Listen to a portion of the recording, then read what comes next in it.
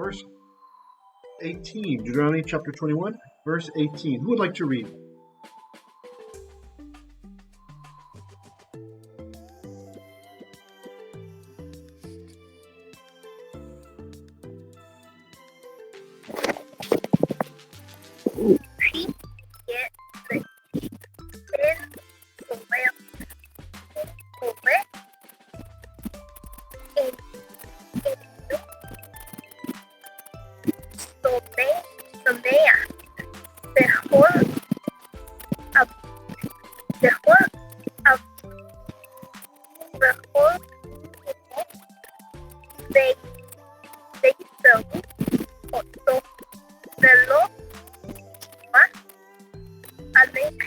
Thank you, Naomi. Sorry, I had a hard time hearing you, man. I noticed my computer volume was down, so I pumped it up. So that's why I wasn't moving the cursor properly over it. So, okay? I usually read great, so I'm not going to be too concerned about that. So, ki-teytsei. What does that mean? Ki-teytsei.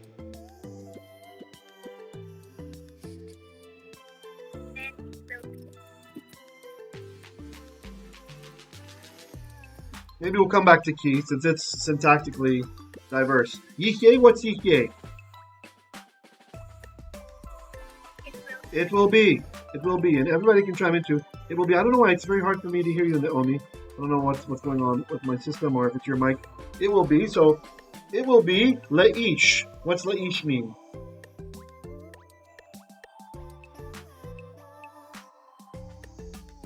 For a man. Okay, yep. For a man, like belonging to, right?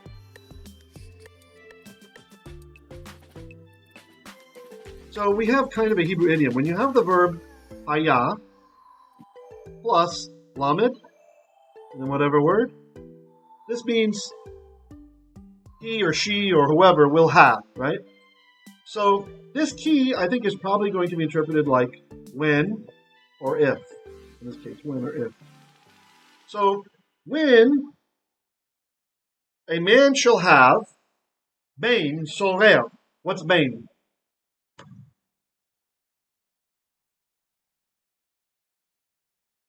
Bain? A son. A son, good. A son. And then the adjective is sorer. Sorer.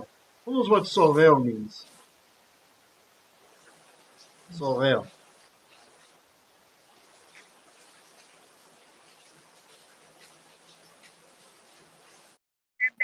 Yeah, yeah. Rebellious. Stubborn. Deceitful. But the stubborn, it's beyond just like being stubborn. Like, I don't want to. That's not what it means. It's really like really, really a bad kid. Okay? So, ben sorer. And this is actually, you'll notice it's an adjective, but who recognizes the form that this adjective is formed from? It's from the verb sarah. Sorry. I thought it was a participle. Yes, you're right. It is. From the word sarah. It is. Very good. It is. So the verb sarah, this is the active participle. And you guys remember how I'm always telling you that this is not present tense, right? It's really a verbal adjective. So here we have it. It's an adjective. We form this adjective from the verb sarah, to be stubborn, to be rebellious, right?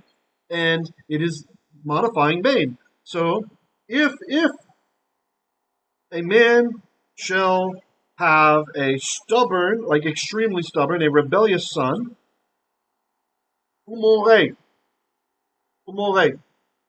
What's that? Umore.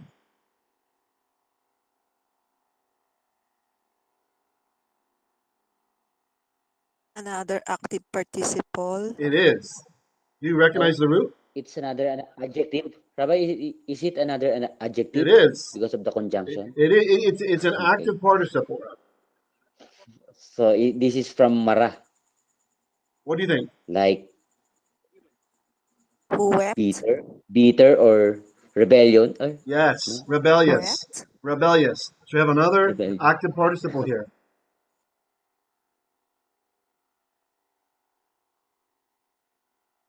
And technically the root is mara. Come back. I was being so careful to not hit the next slide. Come on. Uh-huh. Uh-huh. Which later on develops into, we actually can see, let me see, Mary also. Okay, so, and what is the oo? What's the oo, guys?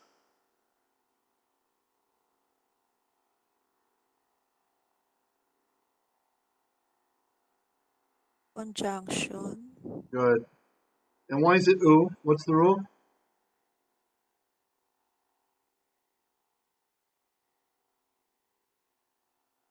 What's the rule? Why is that a oo and not just the? Yep. Bump. I know it's not bump. Is it? Yep. The bump schwa rule, right? So bum. Here's our right? There's our mu right there. Mu. Okay. Good. So if he shall have a stubborn and rebellious, right? Really, this is kind of a hendiatus, these two words together. So rero more. It's like extremely rebellious son. Einenu. Okay, you guys know what einenu means? Ain for none, and then nu for him or it. Yeah, that's right. That's right. Really, the oo is the he or it part there, and then the n. This is a it's basically a bridge consonant. It just makes it easier to say, right? So this n here, kind of like we see with mimenu, right? Mimenu from him, mimenu. So here it's the nu. The n is it's like a connector, right? He's helping us to make it easier. Like for example, the famous one I like to keep bringing up the verb azafta, you forsook. If I want to say you forsook me, I don't say azafta-i. I say azaftani, azaftani. Or in the Jewish Aramaic, shabachtani, right? You shabachtani, actually. You have abandoned me, right? Me. Or if any of your Monty Python fans, we are the knights who say me. If you guys ever. All right, when I was a kid, that was really popular. We shall no longer be the knights who say ni, but the knights who say icky, icky, icky, patoing zupoy. Okay, anyway. So if anybody here is listening like Monty Python, they'll appreciate that. Okay, so what's ain mean? Ain.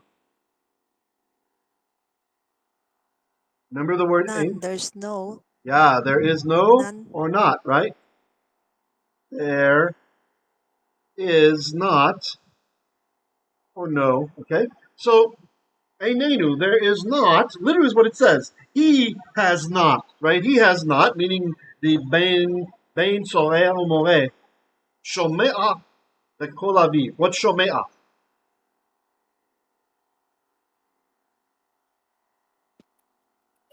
Yeah, hearing. Hearing, right? And what's the verbal form? This verse is full of active participles. Shomea. When you have a root that ends in a guttural,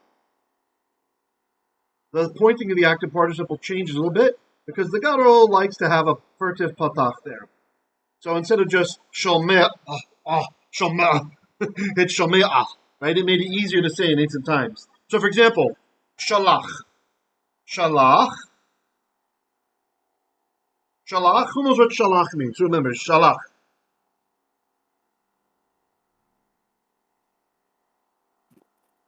Send. That's right, send, send. So the vowels in shalach, if I want to make it active participle, are sho, and it can be full cholam vowel or not. Shole ach. See? Further patach. Because chait and ayin, they're both gutturals. So when you end with a guttural, he takes that extra further patach. Okay? Okay. Ein shome'ah bekol aviv. What's bekol mean? Why is it changing? Bekol. Bekol. Sorry, I thought it was back to the correct slide. So do you guys remember this idiom? We have this special idiom, Shema Bekol.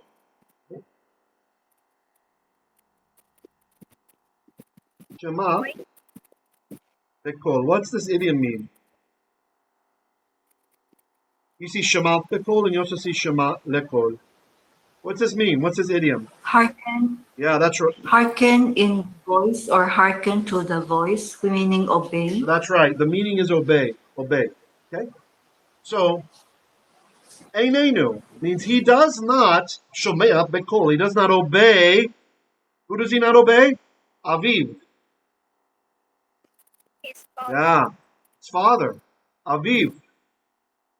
So, and here we have also construct form.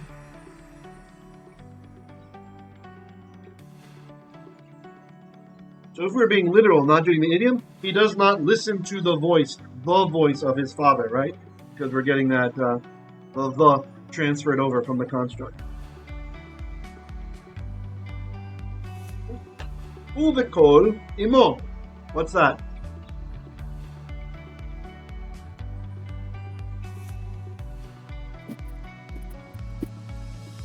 Or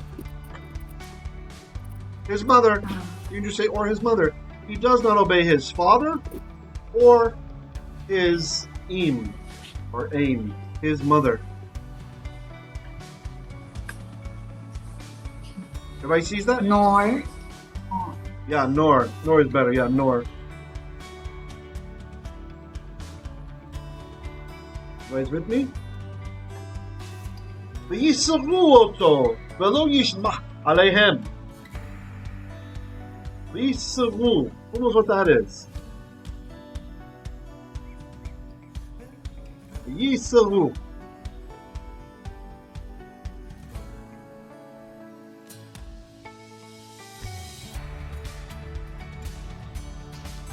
Yes, sir. Yeah, yasal.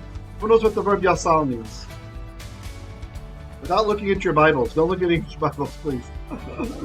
I don't expect you to know it already, but we have a word that you might know that comes from this. Rabbi, Yes? just like in the song, Yisruni. Yes. Ano ba yun? Yeah, correct me. Runi. Yeah. That's right. Very good. Admonish. Yeah. Admonish or correct. Yes. Very good. So musar is, it's like when you have strong willpower. What's it called? You got good willpower. It's hard to tempt you. Maybe you stick to a schedule. What's the English word for that? You stick to a schedule. Maybe you do, say you exercise in the morning, and you know the military teaches this to people. Discipline. I'm sorry, I couldn't remember it in English. Discipline. Musar means discipline, right? And we have Jewish Musar literature that teaches us tricks for discipline. So this is from the verb yasar. The verb here is yasar. Yasar is to discipline, right? Yasar. So, and they discipline Oto. What's that mean? Oto.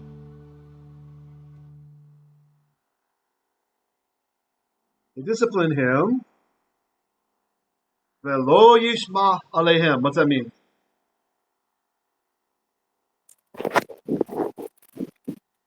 Velo yishma alehem. But he does not listen alehem. What's alehem? To them. Very good. To them. Notice the pronominal suffix with the archaic ale instead of el, or some call the poetic alehem. Doesn't listen to them. Okay. Any comments or questions so far on that?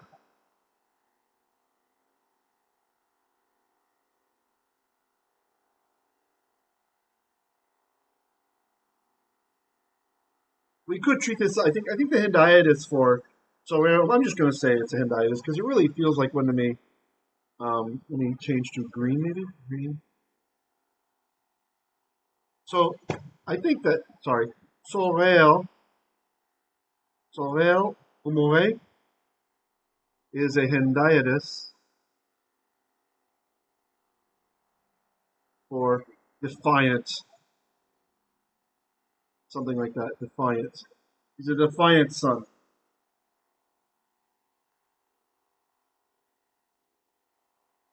Ah, Nomi, just but a scratch. Yeah, okay, you recognize the Monty Python. Lovely.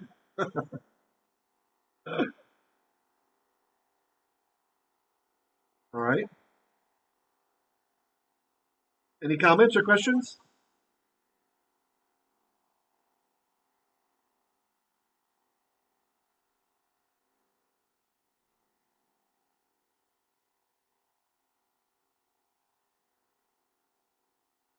All right, let's continue then.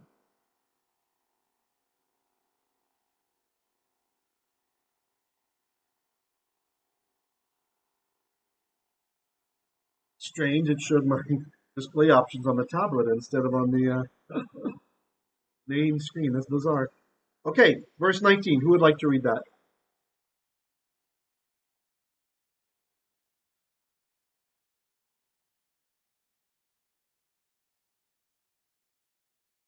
Jump on in. Who wants to read?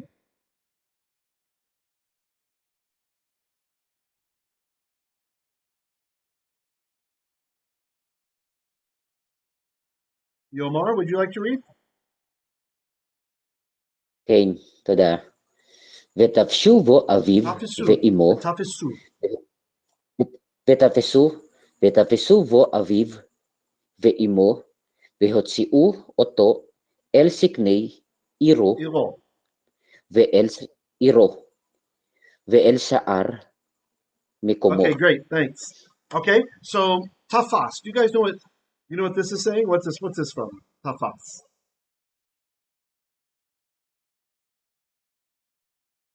Have you encountered this before? But tafas? Tafas.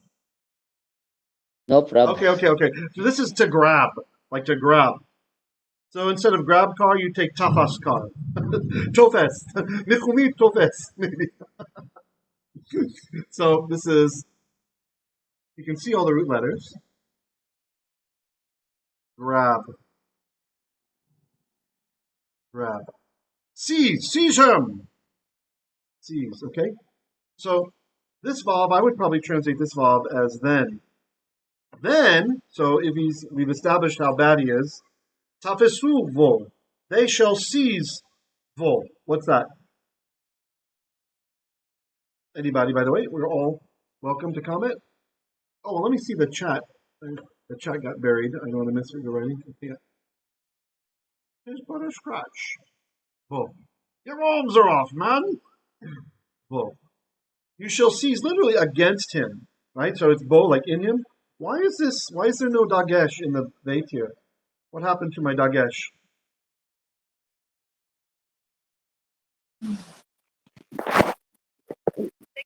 The dish lady. Yeah, I heard two different answers. They're both correct. It's a bigad kafat letter. Long vowel. Yeah, Because of the long. that's right. The long vowel. Very nice. Long. Very nice. And look, this doesn't always happen if the word in front of it has a long vowel, right, or has a vowel sound. But you will learn and maybe get used to seeing as we go on the different kind of accent marks that are around. So let me show you. Here we have, these guys are called merecha, tipecha, munach, etnachta. Okay, so these two that I colored in blue, this merecha, tipecha. This guy, notice they're kind of pointing towards each other. So this first one is, well, these are what we call conjunctive accent marks, okay? So they're telling us that the two go together somehow. So it's a hint to the person singing the text that they're read kind of closely together. If they had been from a class of accent marks we call disjunctive accent marks, that would mean there's more of a separation, more of a pause between the words. And so sometimes if you see there's a dagesh in the bow and you're wondering why, it's because the tradition was to say it with a slight gap in the word. So instead of thinking, what, this is irregular, it actually is regular. But you have to get on the advanced concept of ta'amim, the accent marks, the cancellation marks, and how they work. Okay? But there's a kind of a sneak preview into what we'll learn in our Vayikra class. Okay, go. So vatafesuvo, and they shall seize him. Now, that's our verb. So here's our verb. Here's our object. Okay, who's being seized? Here comes the subject. Aviv ve'imo. What's that?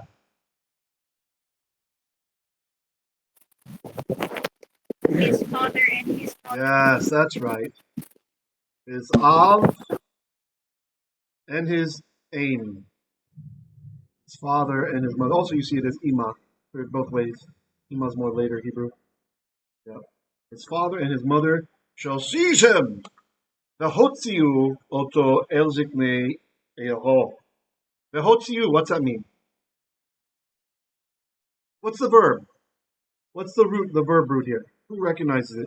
It's difficult to recognize because of the wow. The law is kind of a sneaky fellow. Yes. Just like in Passover, Hotzianu. Yes, very good. Very good. Hotzianu. Hotziano. Very good. Hotzianu. Nice. Right. Nice. So what's the verb? What's the verb then? It's Yatsa. Yes, yatsa. And I think Ate said it too. Very good. Yatsa. What does yatsa in the call mean? Call binyan. Oh, sorry. To go. I started to still go with a Q. To go out. Or to go out. Okay. Which binyan is this in that we're looking at? What's our binyan of this verb? What's the binyan? I'm confused if it is he feel or hopal. More on he feels, sir. He feel. Yeah. Very good. He feel. The binyan is he feel, right? He feel, which is usually our causative.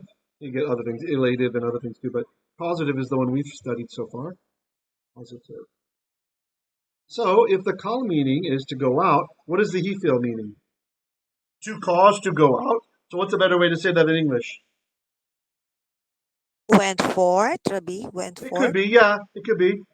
I'm just going to say bring out. Like cause him to go forth, cause him to go out, right? Bring out, okay? So, and then the vav here is probably then, or and. They shall bring out oto. Who's oto? Oto. What does that mean? This is the accusative. Accusative.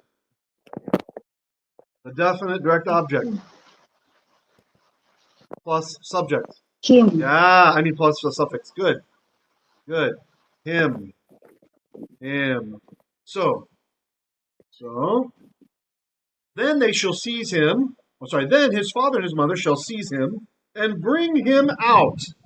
El ziknei iro. What's El? El? Who remembers El? El? Come on, guys. Somebody knows El. Unto. Yeah, unto. Yep, unto. Ziknei iro. What's that mean? Elders. Very good. The elders Of his of his city. city. Very good. So il is city. O makes it definite. And then the orange is showing us that the definiteness is transferred to the first words in the chain as well. The elders. So that's our the. Oh, come back. The. That's our the.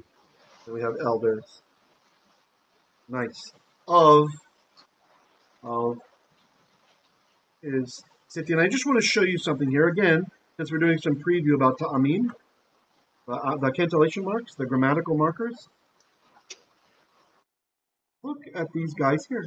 Again, we have our tepecha, tepecha. This font shows them as straight lines. Oftentimes you'll see them like curved. Tepecha, tepecha, mecha, tofasuhu. Okay, so even though there's no makef, of course you can recognize the contract form, right? But if you didn't, these two together are hinting that these are read together, kind of like we had up here. Betafasuvo, closely enough that we lost our dagesh lene. In this case, because these two guys are read closely enough, because they were one word, right? Ziknei yero. There's one accent, ziknei yero. This, do not be confused. This guy right now is not an accent mark. Not here. Not in this context. Not an accent.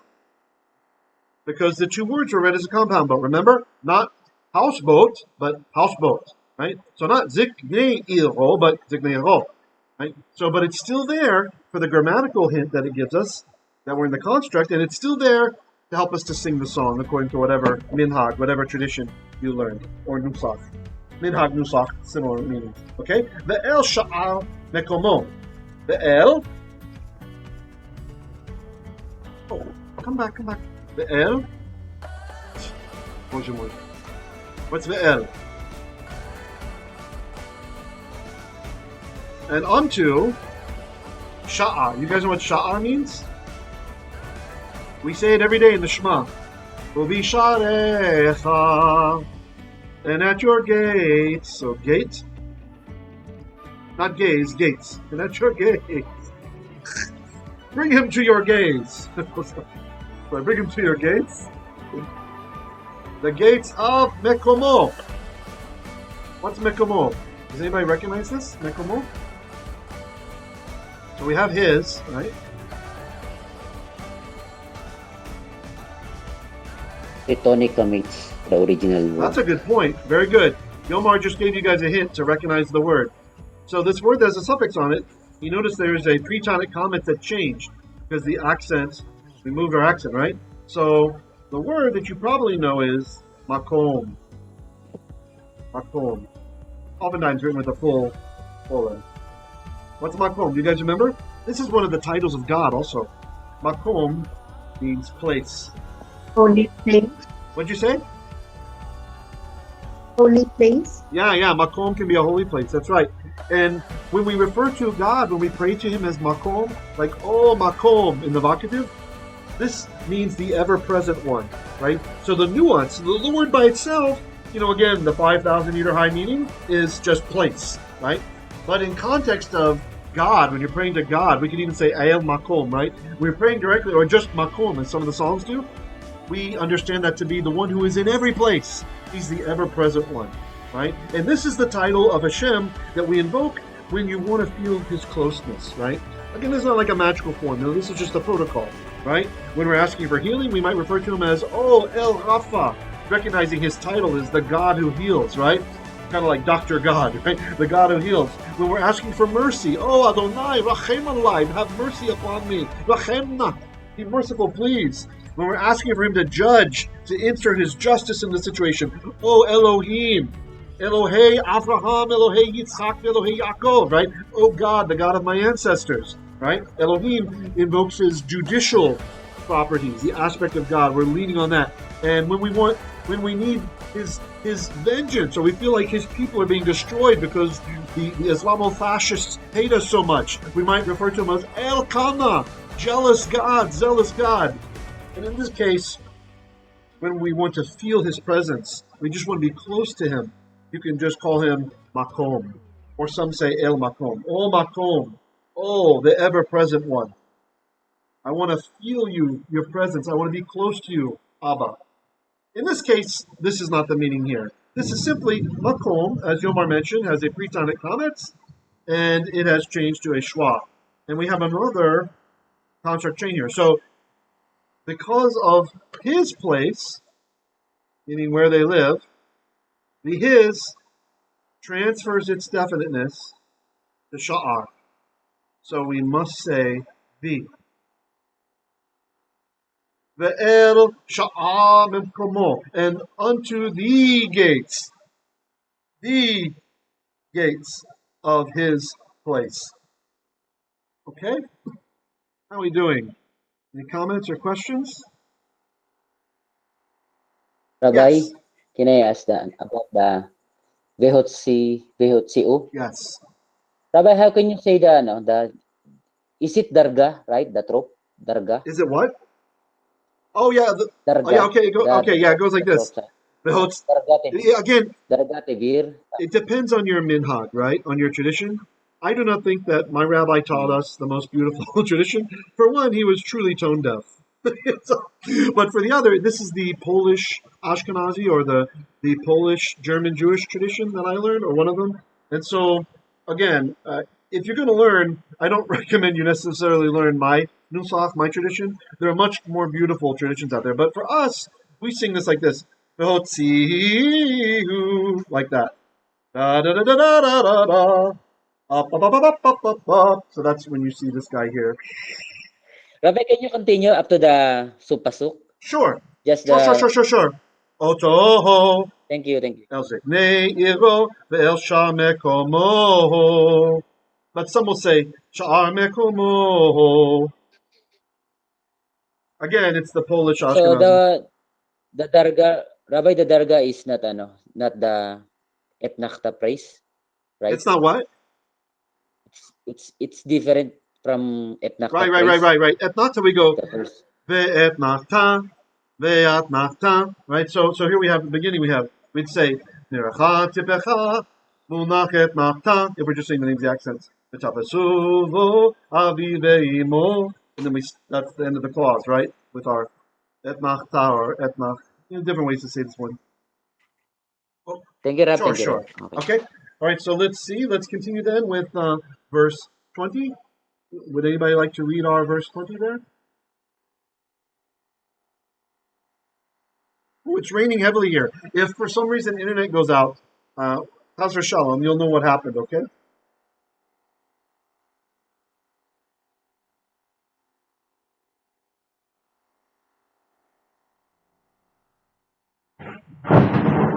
Ooh, there it is.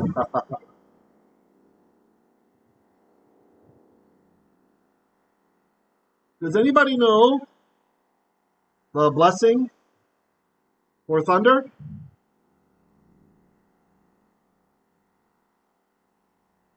There's a bracha when we hear thunder. Please share, Rabbi. What's that?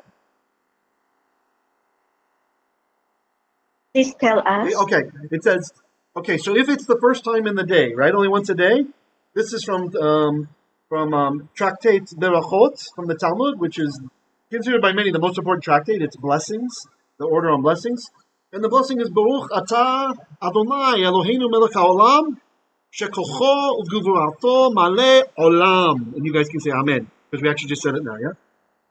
And it means, blessed are you, O Adonai, our God, King of the universe, whose strength and power, or you could say whose power and might, he fills the world. With his strength and power, he fills the world. Something like that. He fills the universe, right? And so we hear the thunder, and the thunder is like a sign of this. It reminds us. And so, of course, our goal is to say 100 blessings a day to our Creator, to be able to bless him for 100 things a day. That's the goal. We often don't do it, but it's a nice goal. Okay, verse 20. Who'd like to read verse 20? So we don't have to say the bracha again, because we already said it. We don't get to say it again, I should say, not after. Anybody want to read 20? What takers? May I, please? Be'emru, el sikni, eri. Can you speak closer to the microphone? Sorry, I'm having trouble hearing you. Oh, I'm Oh, here. sorry. Because the moment I closed my mouth to the mouthpiece, then I couldn't be able to read it. I'm so Oh, don't worry. sorry. It's better now. It's better now. Maybe it was the internet. Go ahead. Be'emru, el zikni, iro. Binenu, ze. Sorer, umore. Inenu, shumea, pekoleinu. Thank you Oh, po. wait. There's two more words. So, ano yun? So, soler. Ve, sove. Great. Very good. Okay, very good. Okay, so for those of you interested, we have Ve'ameru Ezeknei Iro Beinenu Ze Umore pardon me, Sorer Umore Beinenu Shomea Bekolenu. Okay, so we'll stop there. So the Gershayim, that's okay. So Ve'ameru, what's that mean?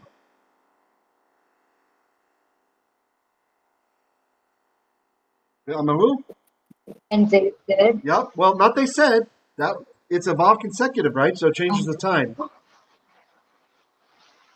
they will say, Yeah. They will say, and they will say, El Ziknei Ir. What's that mean?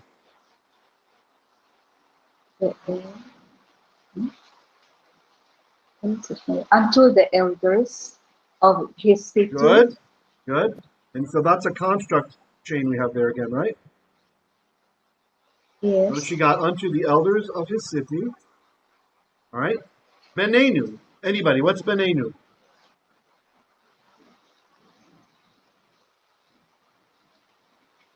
What's new? What's new mean? I'm changing the color of the suffix. Hope you don't mind. Going yellow now. New. What's new mean? Our son. Our, right? Yeah, our son. That's right. Our bane. Benenu is our bane. Our son. Ze. This one, this. Our son, this. This one. Sorer umorei. So there we have our. Okay, I gotta mute the microphone. Someone's microphone is acting up a bit. Oh, it stopped. Okay, good. He is defiant, right? Remember, we have our Endieres. He's sorer umorei. He's defiant. He's stubborn and rebellious, right? Einenu shomea bekolenu. What's that mean?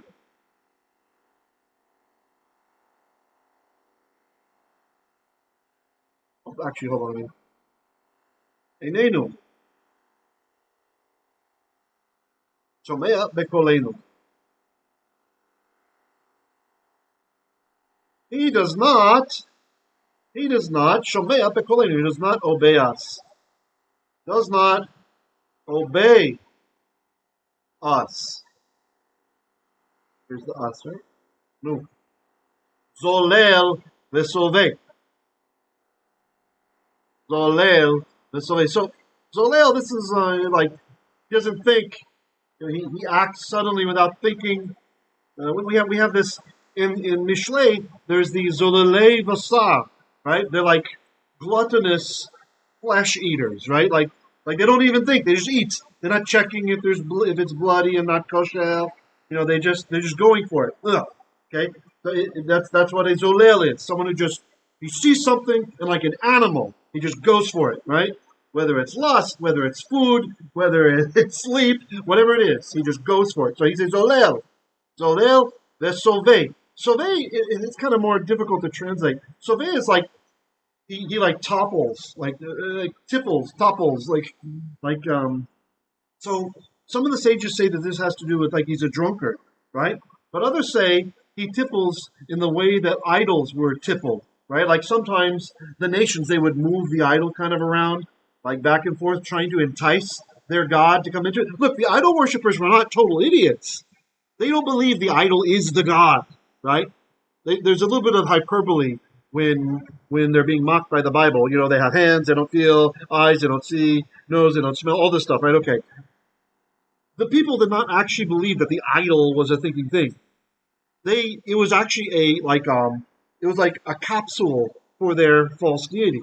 So they would try to, in the ancient false religions, the pagan religions, they usually would have some kind of ceremony where they'd move the idol around. They're trying to entice their deity to come into the idol to talk to them. So they know it's not a god, right?